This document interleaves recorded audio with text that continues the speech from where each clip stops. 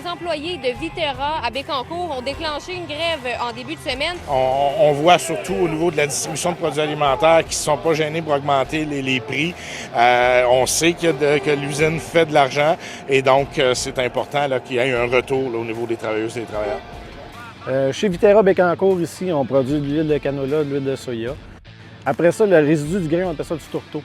Donc le tourteau, on a du tourteau de soya, du tourteau de canola. Ça, dans le fond, c'est vendu pour le domaine agricole. Donc ça sert de supplément pour la moulée des animaux comme les cochons, les vaches, etc. On a un employeur qui est irrespectueux, qui fonctionne toujours à coup d'avis disciplinaire. On a de la misère à régler nos dossiers, les griefs. Il faut toujours se rendre à l'étape ultime de l'arbitrage. Puis à la dernière seconde, il se rétracte.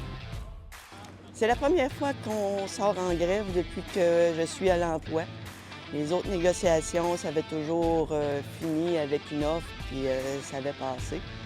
Présentement, les membres sur le piquetage ont un bon moral, ont espoir que ça se règle quand même rapidement. Puis tout le monde se tient. Moi, je pourrais dire ça. On n'est pas considéré. On est pris pour acquis. On est des numéros. Dans nos moyens de pression, moi, mon groupe avec lequel je travaille, on a mis nos numéros d'employés sur nos casques, à cause de nos noms.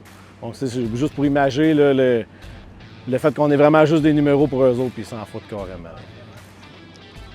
Moi, mon plus grand irritant, c'est que l'employeur ne reconnaît pas que sa matière première, c'est le travailleur.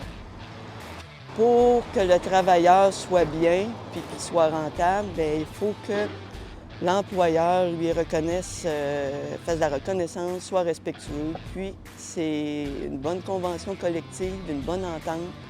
Ça irait beaucoup mieux dans ce sens-là.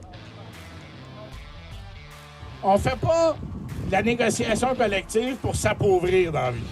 On fait ça pour améliorer notre sort, puis on fait ça aussi pour aller chercher une partie de la richesse que les autres créent. Parce que sinon, ils se la mettent toutes dans les poches et on ne la revoit pas. On a juste à regarder le niveau de profit qui a augmenté dans les grands distributeurs alimentaires pour s'en convaincre. Fait qu'il y a eu une augmentation des prix, il y a eu une augmentation de la marge. On a vu comment les grands épiciers puis comment toute la chaîne de la fabrication des produits alimentaires ont augmenté leurs marges, ont augmenté le prix de façon terrible. Fait que c'est inadmissible qu'ils arrivent ici et qu'ils disent « Ah non, on peut pas ». Puis, by the way, voici des augmentations de salaire normales pour un temps qui est plus normal. Merci tout le monde.